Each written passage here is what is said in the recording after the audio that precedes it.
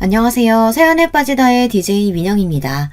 오늘도 두 가지 사연 준비되어 있으니 끝까지 함께 해주시고요. 구독과 좋아요 버튼도 잊지 말아주세요. 그럼 오늘의 사연 바로 만나볼게요. 안녕하세요. 70이 넘은 노인네입니다. 70이 넘도록 살다 보니 많은 일들이 있더군요. 그 중에서 제가 제일 기억나는 사건들이 있어 여러분께 그냥 이런 인생을 살아왔다 말하고 싶어 사연을 신청하게 됐습니다. 본격적으로 이야기를 하려고 하는데 어디서부터 이야기를 할까 고민이 되네요. 우선 제 결혼 생활부터 이야기를 할까요? 결혼 생활부터 저의 생활은 달라졌으니 그때부터 말씀을 드리겠습니다. 결혼은 제가 어렸을 때 경험하지 못한 것들을 많이 겪게 해주었어요. 물론 안 좋은 일들이 아주 많았지만 제게 있어서 아주 중요한 사건 중 하나이지요. 다시 한번 삶이 주어진다고 해도 결혼을 선택할 만큼 결혼은 제 인생에 있어 아주 중요한 사건입니다. 빛 한 줄기 없던 제 삶에 희망이라는 걸 봤기 때문이죠. 어린 시절 아버지에게 얻어터지고 어머니에게 구박을 받는 게 당연하게 여겨질 정도로 저는 불행한 가정에서 태어났습니다. 빛이라고는 보이지 않는 삶을 살았어요. 그러다 제게 사랑이라는 감정을 알려준 남자가 있었고 저는 그 남자의 아이를 갖게 되었답니다. 부모님은 그런 저에게 욕을 퍼부었고 다시는 집에 찾아오지 말라고 했습니다. 그날이 제 인생에 있어 욕을 가장 많이 들은 날일지도 모르겠습니다. 그래도 저는 행복했습니다. 이 집구석에서 벗어나 사랑하는 사람과 살 수 있는 게 얼마나 행복한 일입니까? 그 사람은 굉장히 성실했고 다정한 사람이었습니다. 앞으로의 제 인생이 행복으로 가득 차 있을 거라고 생각했어요. 아무도 축복을 하지 않았지만 저희는 아이와 함께 행복하게 지낼 수 있겠다는 확신이 있었습니다. 하지만 그 확신은 바로 깨져버리고 말았죠. 그 사람이 얼마 지나지 않아 죽고 말았기 때문입니다. 저는 그 사람이 잘 버티고 있었다고 생각했어요. 그런데 지금 생각해보면 그 당시에 저도 불안해서 그 사람이 잘 버티고 있어야만 한다고 생각을 했나 봅니다. 그 사람에게 괜찮은지 물어본 적이 없었던 것 같네요. 그 사람이 떠난 이유는 다름 아닌 사기 때문이었습니다. 다 같이 잘 살고 싶은 마음에 투자를 했는데 그 사람이 사기꾼이었고 그 사람은 어떻게든 돈을 찾으려고 노력했지만 이미 없어진 돈 어디서 찾는가 말입니까? 결국 찾지 못하고 그 사람은 유서 한 장만 남겨두고 세상을 떠났습니다. 정말 절망적이었어요. 겨우 밝혀둔 불이 꺼지고 말았죠. 그땐 저도 어렸고 딸도 어린 나이고 어떻게 해야 할지 몰랐습니다. 저는 살기 위해 발버둥을 쳤습니다. 심지어는 밤일도 해봤죠. 그러다가 이건 도저히 아닌 것 같다는 생각에 다시 친정집으로 가서 무릎을 꿇고 싹싹 빌었습니다. 한 번만 봐달라고 용서를 구했어요. 그때는 정말 누구에게 말할 수 없을 정도로 서러웠습니다. 하지만 후회는 하지 않았어요. 딸이 있었기 때문에 어떻게든 살아보겠다고 발버둥을 쳤습니다. 사랑하는 사람을 잃은 건 정말 큰 슬픔이지만 딸과 함께 죽을 수는 없었습니다. 혼자였다면 저도 그 사람을 따라갔을 거예요. 그만큼 절망적이었거든요. 하지만 제겐 딸이 있으니 그럴 수 없었죠. 제가 빛 한 줄기 없던 삶에 희망이라는 걸 봤다고 했었잖아요. 그 희망이 바로 딸이었습니다. 딸은 제게 그 누구보다도 더 소중한 존재가 되었기 때문입니다. 딸이 있어서 제 삶이 시작되었고 딸이 있어서 돈을 벌게 되었으니까요. 다행히 한동안 친정집에서 지낼 수 있었습니다. 이상하게도 부모님은 더는 제게 면박을 주지 않으시더라고요. 심지어 딸도 예뻐해줬습니다. 당연한 일이지만 제게는 당연하지 않았어요. 늘 욕이나 하던 사람이 갑자기 잘해준다고 생각해보세요. 이 사람이 뭘 잘못 먹었나 무슨 일을 벌였나 생각이 들지 않겠습니까? 그래서 저는 의심을 할 수밖에 없었습니다. 그런데 역시 부모님이 저와 딸에게 잘해주는 이유가 다 있었습니다. 저를 다른 곳에 팔았기 때문에 제게 잘해준 것이었습니다. 그렇게 저는 두 번째 결혼 생활을 하게 되었죠. 처음에 저는 애딸린 아줌마와 누가 결혼을 하나 했는데 몸이 불편하고 나이가 꽉 찬 남자였습니다. 계속 어린 여자만 고집해 결혼 때를 놓쳤다고 했어요. 하지만 어느 여자가 나이 많은 그것도 몸이 불편한 남자를 만나겠습니까? 여러분이라면 만나겠어요? 그래서 시댁 부모님은 하자 있는 젊은 여자를 찾던 중 저를 찾았고 아이 하나 정도면 자기들이 얼마든 받아들일 수 있다고 해서 팔려가게 되었던 것이었습니다. 제게는 어떤 선택지도 없었어요. 처음에 그래도 좋은 사람일지도 모른다는 기대를 했습니다. 하지만 그런 기대조차 시간 낭비였어요. 솔직히 말하면 저는 이 집에 아들을 낳으러 온 가정부나 마찬가지였습니다. 저는 가서 홀대란 홀대는 다 받았어요. 그리고 남편이란 작자는 어찌나 성격이 고약하던지 몸이 불편하다고 약자라는 말, 저는 그 말을 가장 싫어합니다. 몸이 불편하다고 해서 정신마저 불편한 건 아니지 않습니까? 남편은 툭하면 자기를 이상하게 본다며 저를 때렸습니다. 제가 피하면 물건을 마구 던졌습니다. 그런데 여러분, 제가 한 가지 질문을 해볼게요. 물건을 던지거나 누군가를 때렸다면 그건 누구의 잘못일까요? 질문이 너무 쉬운가요? 누군가가 먼저 위협을 강하지 않는 이상 때린 사람이나 던진 사람이 잘못한 거 아닌가요? 그런데 저는 오히려 그런 남편을 제지를 못한다고 시부모님께 혼이 났습니다. 시부모님은 자기 남편 간수도 못한다고 혼을 냈습니다. 아들이 태어나기 전까지는 금이야 오기야 아주 귀하게 대했는데 아들을 낳고 나서는 제가 어떻게 돼도 상관없다는 사람처럼 저를 대했습니다. 그렇게 저의 결혼 생활은 식모살이나 다름없던 불행한 생활이었어요. 그래도 아이들은 잘 자라주었어요. 시댁 부모님이 부유한 편이라 부족함 없이 자랐습니다. 물론 아들만요.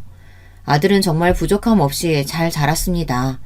하지만 딸은 달랐어요. 딸에게 지원을 안 해준 건 아니었습니다. 하지만 은근히 아들만 챙겼고 딸도 어느 정도 눈치를 채서 어리광을 부리지는 않았습니다. 그렇다고 제게 왜 자기만 차별하냐고 하지도 않았어요. 그런 딸에게 서운하지 않냐고 물어본 적이 있었는데 자기는 다른 집안 사람이니 이해를 한다고 하더군요. 그런 말을 들으니 어찌나 마음이 아프던지. 하지만 제가 해줄 수 있는 건 아무것도 없었습니다. 그저 딸을 더 소중히 대하고 사랑하는 것밖에 없었죠. 저는 결혼하고 몇 년 뒤 일을 하게 되었습니다. 아들이 어느 정도 크니 시어머니께서 집에서 놀 생각하지 말고 밖에 나가서 돈이라도 벌라고 했습니다. 그래서 저는 작은 식당에 들어가서 일을 하게 됐습니다. 그런데 집안에 있는 것보다는 일을 하는 게 훨씬 재밌지 뭡니까? 일하는 사람이 저를 괴롭히겠습니까? 아니면 손님들이 괴롭히겠습니까? 물론 진상 손님이 있기는 했지만 집에서 매일 보는 시부모님과 남편만 하지는 않았습니다. 그래서 저는 일하는 시간이 너무 행복했죠. 집에만 있으면 구박만 받고 맞기만 하는데 저를 필요로 해주는 사람도 있고 즐겁게 일을 할 수 있다는 게 어찌나 즐겁던지 아이들만 아니었으면 당장 뛰쳐나와 혼자 즐기고 싶은 마음뿐이었습니다. 저는 몇 년 동안 일을 하고 집에 들어와 아이들을 보고 남편 뒷바라지를 하며 살았습니다. 그러고는 한 번씩 친정으로 갔었죠. 가서 욕만 먹는데도 부모라고 인사를 하러 갔습니다. 그러다 제가 참지 못한 일이 생기고 말았는데요. 아니 글쎄 남편이란 인간이 바람이 났지 뭡니까. 그 작자는 돈이 없었으면 살지 못했을 거예요. 돈으로 이 여자 저 여자 만났더라고요. 그 모습을 보고 저는 정말 아들을 낳기 위한 존재였다는 걸 깨달았습니다. 그 모습을 보고도 시부모님은 아무 말 하지 않으셨기 때문이에요. 저는 더는 참을 수가 없어 남편에게 따졌습니다. 정말 너무한 거 아니에요? 이 집에서 집안일도 하고 일도 하고 당신이 하는 게 뭔데요? 바람 피우는 거? 지금 그게 당신이 할 짓이에요? 왜? 너도 내가 몸 불편하다고 무시하는 거냐? 내 몽뚱이가 이렇다고 아무랑 못 만날 것 같아? 아니, 지금 그게 문제예요? 당신이 바람을 피우고 있다는 게 문제잖아요. 이게 보자 하니까 어디서 여자가 하늘 같은 서방한테 소리를 쳐? 이게 정신이 나갔나? 저 이렇게는 못 살아요. 제발 좀 정신 좀 차리세요. 니까짓게 못 살면 야 너는 나 아니었으면 네 딸이랑 그냥 거지꼴로 살았을 거. 내가 데려와서 아들도 낳게 하고 잘 사는 집 며느리도 하겠구만. 말하는 거 보면 하여튼 이래서 없는 것들 데려오면 안 되는 건데. 에휴. 저는 남편의 이야기를 듣고 충격을 받을 수밖에 없었습니다. 남편의 당당한 태도에 대해서는 충격을 받지 않았어요. 그럴 만한 인간이라고 생각했기 때문이죠. 하지만 딸은 완전 남처럼 생각하더군요.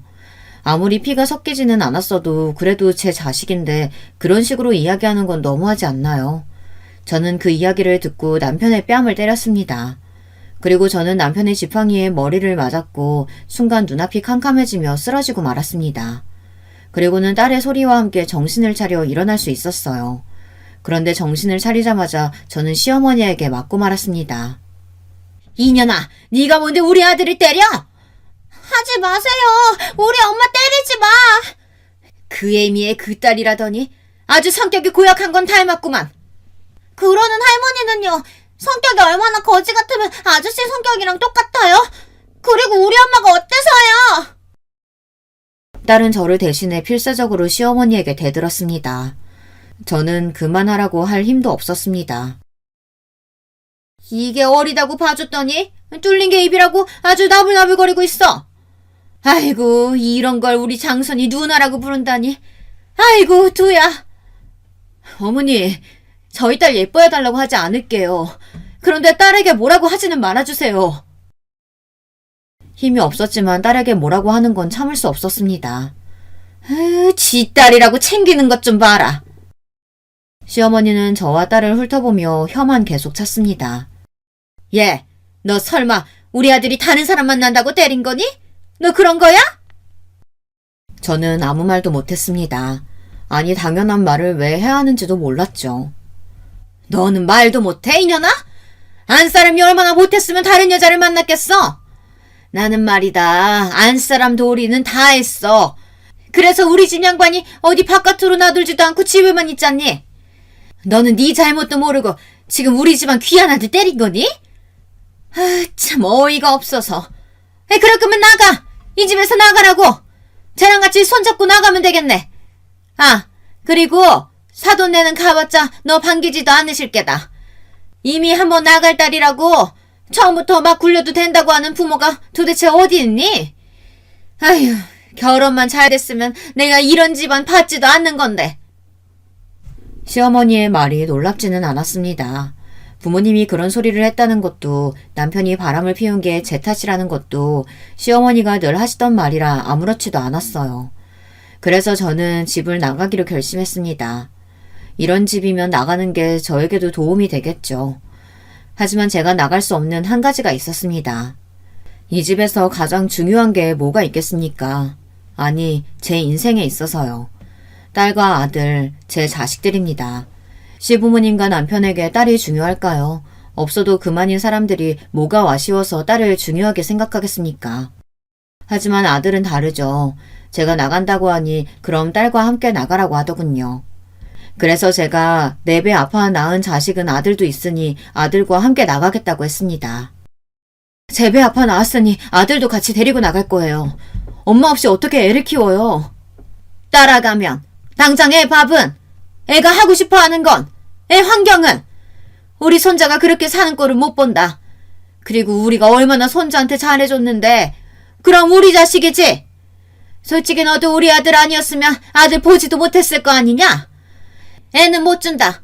나갈 거면 조용히 둘이서 나가야지. 아무 잘못 없는 애를 왜 데리고 나가긴 데려가? 시어머니는 남편과 정말 똑같은 말을 하며 아이를 못 준다고 했습니다. 그냥 도망칠까 생각을 많이 했지만 저는 그럴 수 없었습니다. 차마 아들을 버리고 갈 수는 없었죠. 아무리 잘 산다고 해도 자식을 버리고 가는 사람이 그게 부모라고 할 수 있겠습니까? 결국은 상처만 받고 시댁에서 살 수밖에 없었습니다. 하지만 그날 이후 딸마저 냉대를 받았습니다. 엄마가 미안해. 엄마가 뭐가 미안해. 내가 할머니한테 대들어서 그런 건데. 난 괜찮아. 그럴수록 저는 딸을 더 아낄 수밖에 없었습니다. 그런데 이게 또 문제가 되더라고요. 아들이 왜 누나만 챙기냐고 하더라고요. 누나는 우리 가족도 아닌데 왜 챙겨? 왜 나만 미워해? 엄마는 왜 우리 가족이 아닌 사람한테 잘해주는 건데? 저는 아들의 말을 듣고 놀랐습니다. 아들 입에서 딸이 우리 가족이 아니라는 건 처음 들었기 때문입니다. 그리고 아들은 제 딸을 정말 잘 따랐기 때문에 그런 말을 할 거라고 상상도 하지 못했습니다. 하지만 이 이야기가 나왔다는 건 어디서 들었다는 거겠죠. 저는 아들에게 그런 소리를 어디서 들었냐고 물었습니다. 너 그런 말 어디서 들었어? 누나가 왜 우리 가족이 아니야? 누나도 우리 가족이야. 내 딸, 내 아들 같은 배에서 나왔는데 누가 가족이 아니래? 앞으로 그런 말 하는 거 아니야. 그리고 누가 미워해? 우리 아들이 세상에서 제일 좋은데. 이상하다. 할머니가 그랬는데. 그럼 할머니가 거짓말한 거야? 저는 아들에게 어떻게 이야기를 해줘야 하나 고민을 많이 했습니다. 아빠가 다르다는 걸 어떻게 이야기를 할지 모르겠더라고요. 그냥 잘 넘어가야 하나 생각을 했지만 언젠가는 알아야 할 사실이고 언제 또 시어머니가 아이에게 이상한 말을 할지도 모르니 제가 먼저 이야기를 하는 게 좋을 것 같다는 생각에 아빠가 다르다고 말을 했습니다. 아이는 처음에 이해를 하지 못하더군요. 그리고 제가 다른 사람과 결혼을 했었다는 게 충격이었는지 갑자기 너무한다면서 도망을 가기 시작했습니다. 엄마 너무해. 어떻게 다른 사람을 만날 수가 있어? 그럼 나중에 그 사람 따라서 갈 거야? 그래서 나를 그렇게 미워한 거야? 아이가 어찌나 빨리 뛰던지 집 밖으로 뛰쳐나가는 아이를 잡기 위해 저도 힘껏 뛰었습니다. 그런데 제가 그 나이에 힘껏 뛸 일이 뭐가 있겠습니까? 그 어린아이의 체력을 따라갈 수 있겠어요? 당연히 못 따라갔죠. 저는 열심히 아이를 따라갔지만 따라잡을 수 없었습니다. 결국 그날 일도 못하고 집에 들어가지도 못하고 딸과 함께 아들을 찾을 수밖에 없었습니다. 혹시 여러분 중에서도 그런 경험을 한 분이 계실까요? 있으시다면 그때의 기분 기억하시나요? 그때 저는 앞이 노래지면서 아무 생각도 할 수가 없었습니다. 아이가 어떻게 된 게 아닌가, 사고가 났나, 납치라도 당하면 어쩌나 많은 생각이 들며 머릿속에 아무것도 들어오지 않더군요. 손이 떨리며 눈물이 왈칵 쏟아졌습니다. 그런데 그때 딸이 아들을 찾았다고 소리를 쳤습니다. 엄마, 여기! 저는 바로 달려가 아들을 안았습니다. 아들은 갈 곳 없이 그 자리에서 계속 앉아 있었겠지만 저는 아이가 살아있다는 것에 감사해 아이를 안고 펑펑 울었죠. 그런데 아들이 갑자기 저를 안고 사과를 하더군요. 잘못했어요. 그날 저는 아들과 딸과 제가 일하는 식당에 가서 셋이서 같이 밥을 먹었습니다. 그러면서 사실을 다 이야기했죠. 어린 나이에 이야기를 해도 될까 싶었지만 저는 솔직하게 말하고 싶었어요. 딸은 이미 알고 있는 사실이라 무덤덤했지만 아들은 받아들이기 위해 노력을 하는 것 같았습니다. 그리고 아들에게 절대 미워하는 게 아니라고 이야기를 해줬어요. 아들에게는 그게 가장 중요해 보였으니까요. 그래서 그런 걱정은 하지 말라고 이야기를 해줬습니다. 그 말을 하니 그제서야 아들은 편히 저희를 보더군요. 그리고는 아들은 자기를 사랑하기만 하면 된다고 이야기를 했습니다. 그럼 누나랑 나는 아빠가 다른 거잖아. 그래서 할머니가 우리 누나 보고 우리 가족 아니라고 이야기한 거야? 근데 누나랑 나랑 엄마는 같잖아. 그럼 가족 아니야?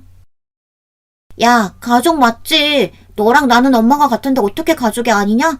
할머니는 그냥 나를 싫어해서 그런 거고 바보야. 그럼 가족 맞지. 그리고 가족은 피가 섞이지 않아도 가족이 될 수 있다? 특별한 가족이지. 우리도 특별한 가족 중 하나고. 그런데 특별하니까 남들 앞에서는 말하고 다니지 않는 게 좋아. 괜히 혼자 특별하면 다른 사람들이 질투해서 뭐라고 할 수도 있으니까. 서로 이야기하지 않고 넘어가는 거지. 어떻게 아들에게 잘 이야기를 할까 고민을 많이 했는데 이 사건 덕분에 잘 마무리할 수 있었습니다. 그리고 딸이 시원하게 이야기를 해서 그런가 아들도 점점 제 딸을 닮아가기 시작하더군요. 아들이 커가면서 시어머니에게 한 소리를 하기 시작했습니다. 처음에는 무슨 소리를 했길래 애가 이러나 했는데 아들이 계속 잔소리를 하기 시작하니 두 팔을 다 들며 딸과 저에게도 구박을 하지 않겠다고 아들에게 약속을 했습니다. 하지만 차별이 없다고 하면 거짓말이죠. 당연히 딸에게는 차별을 했고 저는 그런 딸에게 너무 미안했습니다. 그래서 딸이 제겐 아픈 손가락이었죠. 그래서 저는 딸을 더 소중하게 대할 수밖에 없었습니다. 저는 그렇게 몇십 년을 시댁에서 살며 함께 지냈어요. 그리고 몸이 아프지 않는 이상 일을 쉬지도 않았습니다. 남편이란 인간은 이미 포기를 한 지 오래라 저는 아이들만 보고 살았죠. 그리고 시부모님의 병간호를 하며 지내다 시아버지가 돌아가시고 몇 년 뒤 시어머니가 돌아가시고 나서야 저는 그제야 자유로워졌습니다. 하지만 문제는 남편이었습니다. 남편은 늙어 더는 돈으로 여자를 만날 수 없었는지 매일같이 술을 마시고 오더군요. 그리고는 매일같이 자기를 무시하냐며 물건을 집어던졌습니다. 그런 모습을 본 아들과 딸은 먼저 이혼 생각은 없냐고 물어봤습니다. 왜 없겠어요. 하지만 이제 와서 이혼하자니 웃기더군요. 뭐 남편이 나이가 더 들어 병시중을 들여야 할 생각을 하면 끔찍하기는 하지만 이게 제 팔자라 생각하고 받아들이기로 해서 그런가 별로 이혼을 해야겠다는 생각이 들지는 않았습니다. 그런데 그런 걱정은 하지 않아도 됐습니다. 그렇게 좋아하는 술로 결국 죽고 말았으니 말입니다. 술을 마시고 도로에 뛰어들어 결국 저 세상으로 갔으니 제가 병시중을 들지 않아도 됐죠. 남편이란 사람이 죽었는데도 눈물이 나오지 않았습니다. 물론 마음이 좋지는 않았어요. 하지만 언젠가는 술 때문에 사고가 날 거라고 생각을 했었기 때문인지 생각보다 슬프지는 않았습니다. 이렇게 이야기를 해도 될지 모르겠지만 마음이 후련해진 것도 있었습니다. 아이들도 아버지가 돌아가셨다고 슬퍼하지 않는 모습을 보니 남편이란 인간이 얼마나 인생을 못 살았나 싶었죠. 그렇게 남편을 보내고 이제는 자식들만 보낼 날만 남았습니다. 자식들을 보내고 홀로 지낼 생각을 하니 헛헛하더군요. 하지만 딸과 아들도 새로운 가족을 찾아야 하지 않겠습니까? 저는 딸과 아들을 보내고 혼자 시골에 내려가 살 생각이었습니다. 그 결심을 한 지 얼마 되지 않아 자식들은 서로 짝을 찾아 제 곁을 떠나갔습니다. 저는 자식들을 보내고 시골로 내려가 자그마한 가게를 내서 조용히 살았습니다. 시골에 살고 있어서인지 아이들이 자주 찾아오지는 않았지만 아이들은 주말에 한 번씩은 오려고 했어요. 자주 오지 말라고 이야기했지만 제 말은 듣지 않더라고요. 그래도 자식들이 계속 찾아와 주니 기분은 좋더군요. 그런데 계속 찾아와서 그런가 며느리는 어느 순간부터 오지 않더니 제게 더는 못 가겠다고 통보를 하더군요. 요즘 며느리들은 당돌하게 이야기를 한다는데 직접 당해보니 웃음이 나왔습니다. 하지만 며느리와 싸워봤자 뭐합니까? 안 그런가요? 또 제가 시어머니에게 된통 당해서 그런가 저도 그런 시어머니가 되고 싶지는 않더라고요. 물론 며느리가 놀고 먹기만 한다면 뭐라고 했겠지만 며느리가 쉬는 것도 아니고 일하고 모처럼 주말에 쉬는데 시댁에 와서 앉아있으니 얼마나 싫겠습니까? 아무리 잘해준다고 해도 시댁은 시댁 아닙니까? 얼마나 불편한지 제가 더 잘 알기 때문에 이해하고 넘어갔습니다. 아들은 미안하다며 자기가 한 소리 하겠다는 거 며느리에게 뭐라고 하지 말라고 했습니다. 괜히 그런 이야기를 해봤자 둘 사이에 좋은 거 하나 없다고 그러지 말고 같이 있어주라고 이야기했었죠. 그런 말을 했다고 며느리를 미워하거나 싫어하지는 않았습니다. 그런데 사람이란 게 그렇잖아요.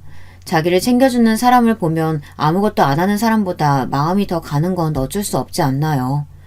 며느리와 다르게 사위는 제게 싹싹하게 예쁜 행동만 골라서 했습니다. 몸은 불편한 데가 없는지 집 수리할 곳은 없는지 매번 물어봤고 아들보다 더 친아들처럼 행동을 했습니다. 그러니 제가 예뻐할 수밖에 없었죠. 그래서 딸내에 조금 마음이 더 갈 수밖에 없었습니다. 그리고 어느 하루는 제가 팔을 다쳐 제대로 움직일 수 없을 때 사위가 먼저 제게 딸내에서 지내는 게 어떻겠냐고 제안을 했고 딸 집에 가서 몇 달을 신세지게 되었어요. 장모와 같이 산다는 게 쉽지 않은 일이라는 걸 잘 아는데도 불편한 기색 없이 편하게 대해주는 모습이 참 고마웠습니다. 그리고 딸아이에게도 잘 대해주니 얼마나 예쁘겠어요. 저는 점점 사위에게 마음이 갔습니다. 그런데 믿는 도끼에 발등 찍힌다고 저는 사위에게 발등이 찍히고 말았습니다. 이른이 넘어가면서 점점 몸이 좋지 않은 게 느껴지더군요. 그렇다고 몸이 아주 안 좋은 건 아니었습니다.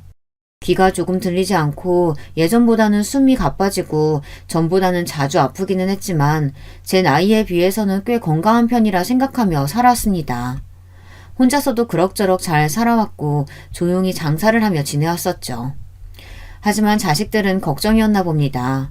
제 걱정을 어찌나 하던지 저는 제 걱정하지 말고 일이나 열심히 하라고 했습니다. 그러던 중 딸내에 안 좋은 소식이 생기고 말았습니다. 사위네 회사가 부도가 나서 실직을 하고 말았다는 겁니다. 다행히 딸이 직장을 다니고 있었지만 아이가 셋인 집에서는 딸 혼자 벌이로 어떻게 산답니까? 딸은 처음으로 제게 부탁을 했습니다. 엄마, 혹시 돈 좀 빌려줄 수 있어?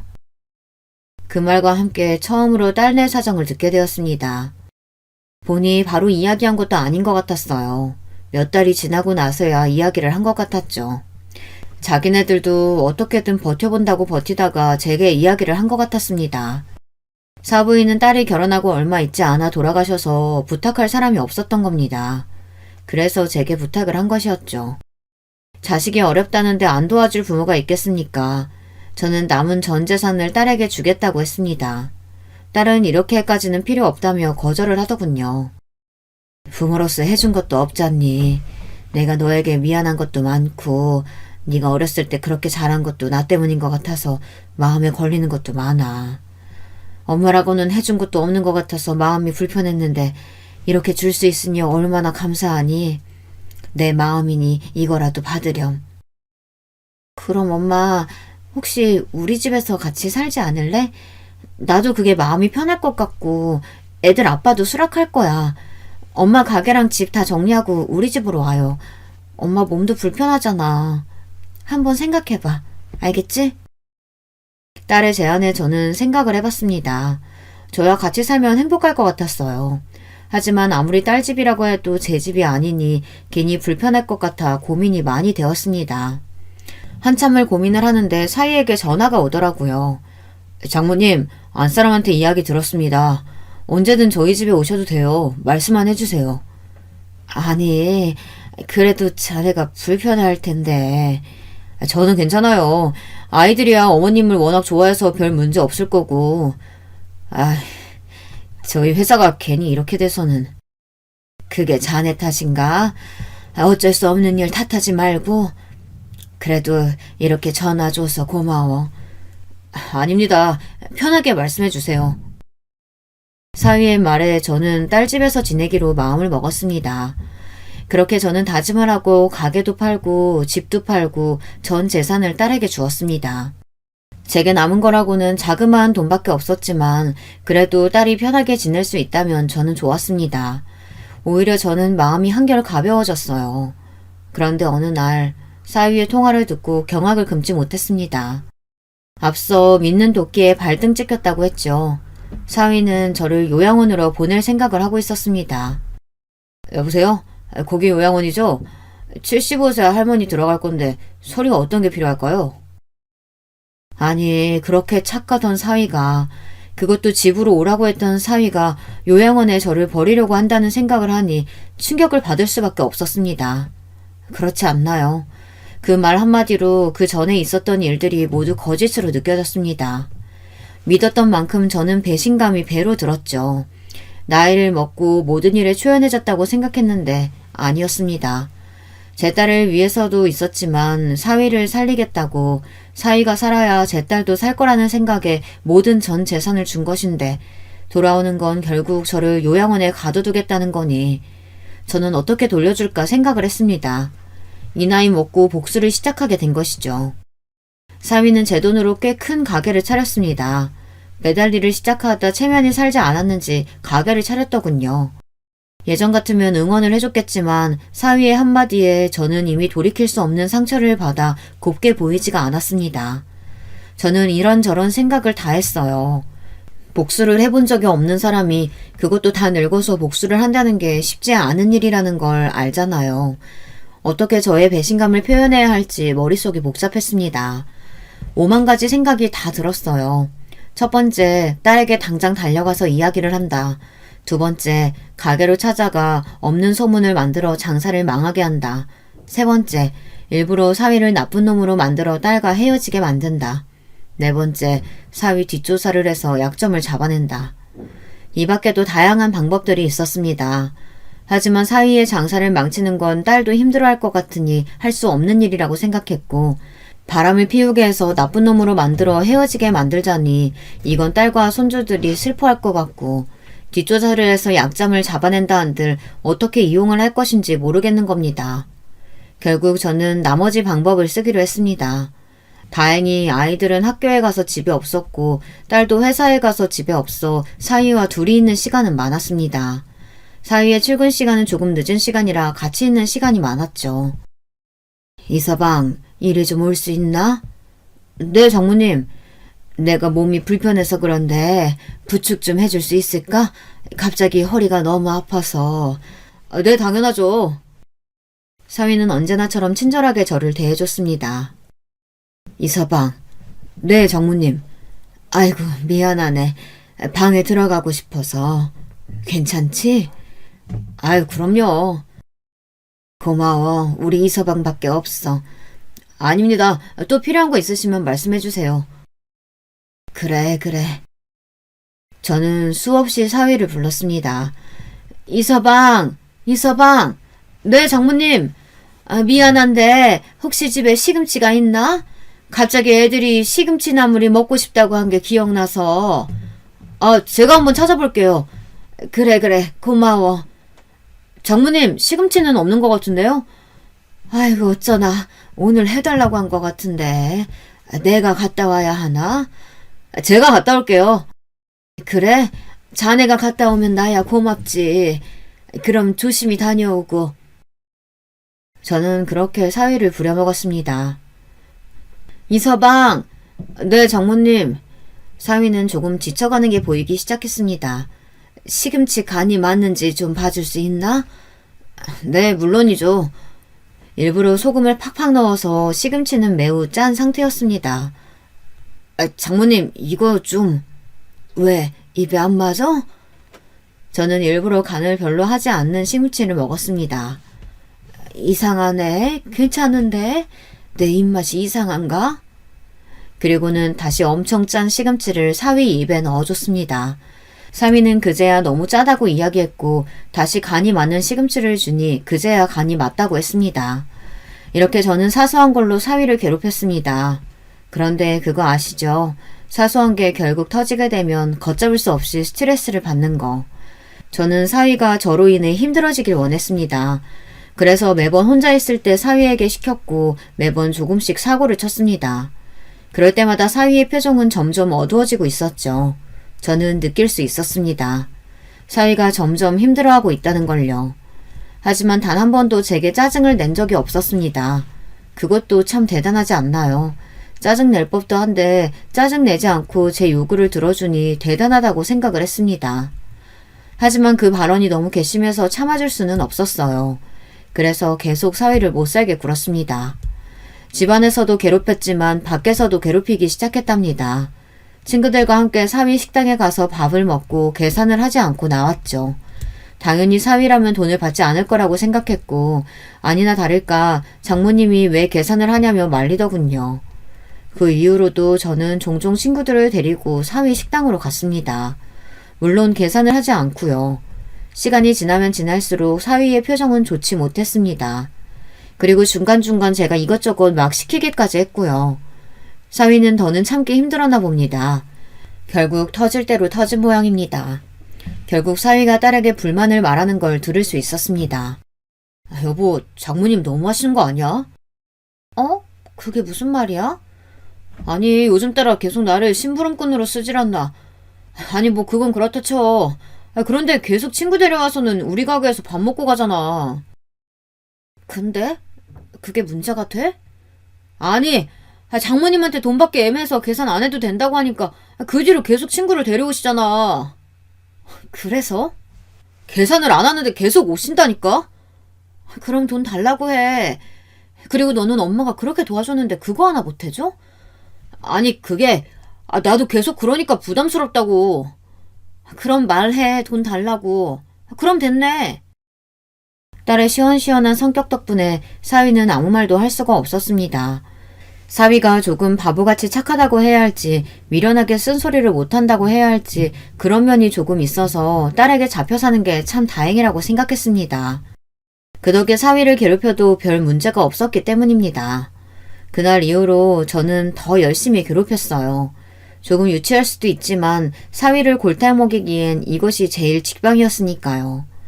그리고 그날 이후로는 식당에 가서 돈을 내고 먹었습니다. 물론 가끔 그냥 얻어먹고 갈 때도 있었지만 대부분은 돈을 냈습니다. 그러니 아무 말도 못하더군요. 딸과의 다툼 이후부터는 조금 다른 방법으로 갔어요. 딸에게 제가 먼저 요양원 이야기를 했습니다. 어떤 자식들은 자기들 힘들다고 요양원에 보내던데 저를 보낼 생각을 하고 있다면 꿈도 꾸지 말라고 이야기를 했습니다. 그런데 사위의 표정은 참 한결같더군요. 자기는 그런 생각을 한 적도 없다는 식으로 이야기하는데 얼마나 속이 뒤틀리던지. 딸은 그런 말 말라고 절대 그럴 일 없을 거라고 이야기를 했습니다. 저는 그때 네 옆에 있는 놈이 나를 요양원으로 보내려고 한다는 걸 말하고 싶었어요. 하지만 아직 그런 때는 아니라고 생각을 했죠. 만약에 엄마 치매가 오면 그때도 안 보낼 거야? 내가 아무것도 못 가리면? 엄마, 그건 당연히 내가 해야지. 아니면 내가 엄마를 왜 모셔왔겠어. 이서방이 힘들잖아. 엄마, 이 사람이 뭐가 힘들다고. 내가 다 할 건데. 그리고 엄마가 그렇게 다 내어줬는데 그거 하나 못 해줄까봐? 이 사람 그런 사람 아닌 거 알잖아. 그렇지, 여보? 딸은 사위를 정말 많이 믿는 눈치였습니다. 하지만 그러면 그럴수록 사위의 표정은 좋아지지 않았습니다. 그리고 저는 본격적으로 사위를 못살게 굴기 시작했습니다. 사위에게는 심부름을 시켰고 맞게 가져온 걸 내가 언제 이걸 시켰냐며 시치미를 떼었습니다. 사위는 정말 억울해하더군요. 하지만 저는 계속 화를 냈습니다. 그게 반복되고 나니 사위도 참지 못했나 봅니다. 몇 달이 지나고서야 제게 화를 낸 겁니다. 장모님, 정말 너무하시는 거 아닙니까? 내가 뭘? 아니, 매번 장모님이 사오라는 거 사왔는데 아니라고 하시고, 제가 그래서 메모하고 몇 번 확인하고 가도 그럴 일 없다면서 화를 내고 우기시고, 장모님 혹시 치매 오신 거 아니세요? 치매? 자네 미쳤어? 치매라고? 왜? 치매 오면 뭐? 요양원에 보내게? 아니, 무슨 그런 말을. 들었잖아요. 요양원 안 보낸다고. 내가 자네 속셈 알아. 누굴 속이나 귀신을 속이지. 저는 사위의 말에 아무것도 대답하지 않고 계속 나를 요양원에 보내려고 하는 거 아니냐고 이야기를 했습니다. 사위는 저와 더는 말이 안 통할 것 같았는지 대화를 끝내더군요. 그날 이후 저는 치매 검사를 하러 갔습니다. 하지만 치매일 리가 없죠. 사위는 계속 답답하다며 제게 이야기를 했습니다. 그리고 화를 낸 이후로는 참지도 않더군요. 그 모습을 보고 딸이 또 뭐라고 했습니다. 당신 요즘 엄마한테 너무 막 하는 거 아니야? 나도 참을 만큼 참았어.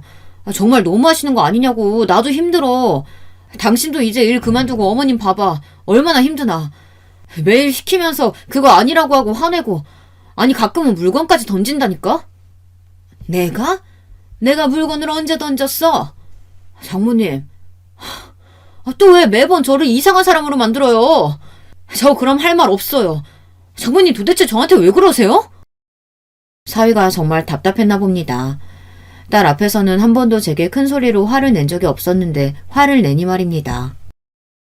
당신 일부러 그러는 거 아니지? 엄마 돌보는 거 그렇게 힘들어? 그래서 일부러 그러는 거야? 치매 검사도 받을 때 아무 이상 없었잖아. 당신 요즘 많이 피곤한 건 아니지?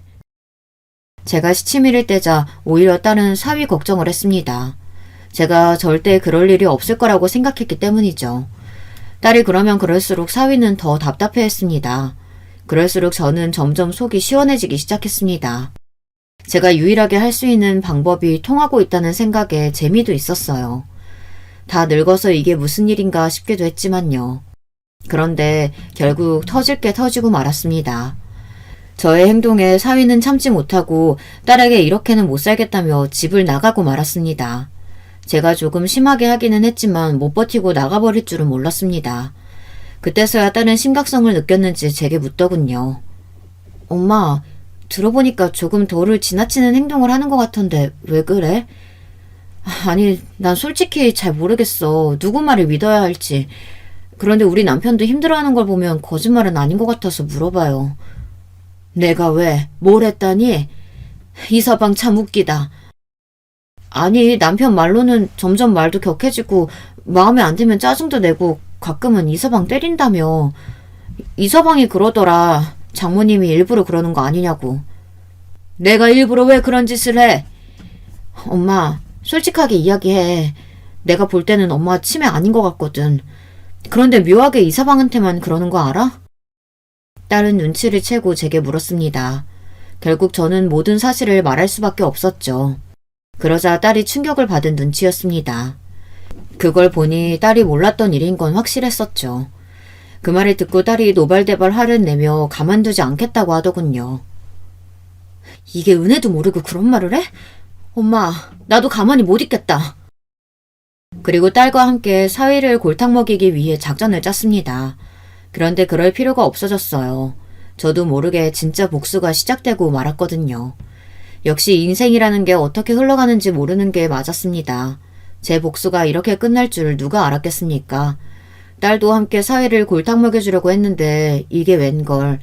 사위가 다른 여자와 함께 지낸다는 소문을 들었습니다. 아니 남자들은 가만히 있는 법을 모릅니까? 아니면 이런 놈들만 걸리는 겁니까? 왜 저희 모녀에게 이런 시련이 오는지 원망스럽더군요. 그런데 사위의 바람이 저 때문에 일어난 건 줄 알았는데 알고 보니 한참 전부터 만나고 있더라고요. 사위의 바람 상대는 예전 직장 동료인 것 같더군요. 딸이 그 사실을 알자마자 지인들을 통해 물어봤고 그때 충격적인 사실을 알게 되었습니다. 회사 사람들은 공공연히 다 아는 사실이라고 했거든요. 어쩐지 당당하게 집을 나가더라니 생활할 곳이 있어서 그랬는 모양입니다. 얌전한 고양이인 줄 알았더니 아주 교활한 여우더군요. 딸의 결혼마저 이렇게 허무하게 끝나버리는 건 아니라고 생각했습니다. 딸은 믿었던 사위의 바람에 충격에 못 벗어나 시름시름 앓았어요. 그래서 저는 아들에게 돈을 빌려달라고 부탁했습니다. 아들은 그냥 쓰라고 거액의 돈을 제게 주더군요. 자식한테 이렇게 돈을 받는다는 게 미안했지만 딸을 위해서 사양하지 않고 받았습니다. 아들도 제 누나의 사정을 알고 있어서 그런지 돈을 더 많이 챙겨준 것 같더라고요.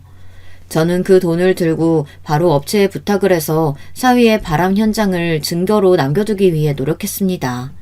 그런데 이놈이 앞에선 착한 척 뒤에서는 아주 못된 짓이라고는 다 하고 다니더군요. 아주 딴 사람인 것 같았습니다. 딸 앞에서는 한없이 약하고 아무 말도 못하는 남편이었으면서 뒤에서는 잘나가는 사업가에 말 한마디에 여자들을 다 꼬실 수 있는 아주 신사다운 모습을 보여주고 있었습니다. 심지어 나이도 이름도 속여가며 사람들을 만나고 있더라고요. 그 말을 들으니 그때 더 때리지 못한 제가 한스러웠습니다. 그리고 더 과감하게 하지 못한 제가 너무 원망스러웠습니다. 증거가 하나둘 모여가는 중 사위가 즐길 걸 다 즐기고 집에 들어오더군요. 그 얼굴을 보니 사정없이 때리고 싶었지만 그러지 않았습니다. 오히려 저는 사위를 안아주며 미안하다고 했죠. 미안하네. 내가 좀 심했지? 사위는 당황하며 제게 이야기를 하더군요. 아닙니다. 제가 죄송하죠. 집을 나가버리는 게 아니었는데 죄송합니다. 그리고는 마지막 최후의 만찬이 시작됐습니다. 손주들에게는 맛있는 거 먹고 오라고 몇십만 원을 쥐어준 뒤 게임도 하고 쇼핑도 하고 게임도 실컷 하고 오라고 했습니다. 그리고 딸과 사위와 함께 밥을 먹었죠. 마지막인 만큼 저는 아주 성대하게 차렸습니다. 장모님, 이걸 다 차리셨어요? 죄송합니다. 저 때문에. 그 말에 저는 사위가 잘못된 길을 걸었다고 생각을 했습니다. 얼굴도 되지 연기도 되지 탑배우 못지않은 실력을 가지고 있는데 왜 그 길로 가지 않았나 의문이 들더군요. 사위는 밥을 아주 맛있게 먹었습니다. 사위가 국을 먹으려고 고개를 숙일 때 이때다 싶어 있는 힘껏 뒤통수를 때렸습니다. 장모님 왜 그러세요? 왜 그러세요? 이 자식이 몰라서 물어? 아니 갑자기 때리는 사람이 알지 맞는 사람이 어떻게 알아요? 그리고 딸이 사위의 뺨을 때렸습니다. 당신 미쳤어? 그리고 사위가 딸을 치려는 거 앞에 있는 시금치 한 주먹을 잡아 던졌습니다. 아니 둘 다 지금 뭐 하는 거야? 장모님 이제 그냥 막 나가겠다는 거예요? 그리고 당신은 뭔데 날 때려? 뭔데 때리냐고? 이 미친놈아 너는 뭔데 바람을 피우고도 그렇게 당당한 거니? 왜? 나는 모를 줄 알았어? 엄마 아니었으면 내가 평생 몰랐겠다. 그치? 네가 집 나가고 나서 주변 사람들한테 어디서 뭐 하는지 물어봤어. 근데 당신 인생 잘못 살았더라. 그거 알아? 당신 친구들, 회사 동료들이 다 이야기해주던데? 그러게 철저하게 착하게 지냈어야지. 사람들도 당신 행동에 학을 뗐더라고. 내가 언제 바람을 피웠다고 그래? 에휴, 이 썩을 놈아. 증거 여기 있다. 그러고는 분이 안 풀려서 사위를 한 대 더 때렸습니다. 사위는 모든 증거를 보자마자 얼어붙어서는 바로 잘못했다고 꼬리를 내렸습니다. 당신, 그리고 엄마 요양원에 보내려고 했다면서? 왜? 받을 돈 다 받았으니 이제 노인네 필요 없어져서 버리려고 했어? 사위는 순간 놀라며 저를 쳐다봤습니다. 아무 말도 못하고 그저 잘못했다고 빌고 있었죠. 하지만 용서가 됩니까?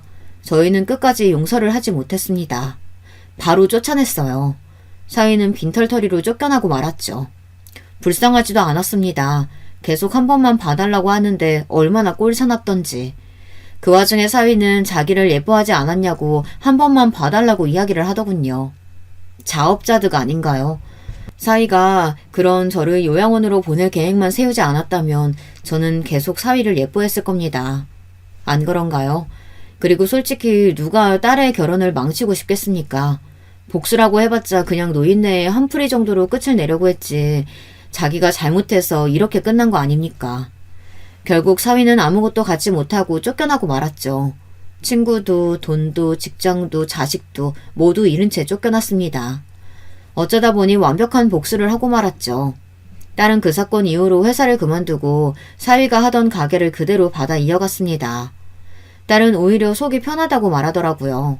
제가 그렇게 하지 않았더라면 사위가 나가지도 않았을 거고 그럼 이렇게까지 되지 않았을 테지만 그래도 속지 않고 사랑스러운 저희 가족끼리 살 수 있다는 게 다행이었습니다. 어쨌든 사위 덕에 사랑하는 딸과 손주와 살고 있으니 그거 하나는 고맙다고 말하고 싶네요. 덕분에 저는 행복하게 살고 있습니다. 여러분도 혹시 의도치 않게 누군가에게 복수를 한 적 있으실까요? 아니면 복수를 하지 못하고 살고 계신가요? 복수를 하지 않든 복수를 하든 여러분의 선택이 올바른 길이라는 거 잊지 않았으면 좋겠습니다. 그렇다고 복수를 위해 너무 망가지지 않았으면 좋겠네요. 저를 보세요. 시부모님은 나이 들어 죽고 남편이란 작자도 사고 나서 죽고 제가 모든 재산을 받았고 결국 제가 제일 편안하게 살고 있지 않습니까? 그리고 사위도 보세요. 제가 불을 켜고 아등바등 복수를 하려고 했다면 사위는 일찍 알아차리고 이렇게까지 나락으로 떨어지지 않았을 겁니다. 분명 잘못 살고 있는 사람들은 결국 벌을 받게 되어 있는 것 같습니다. 죽어서라도 받을 거라고 생각해요.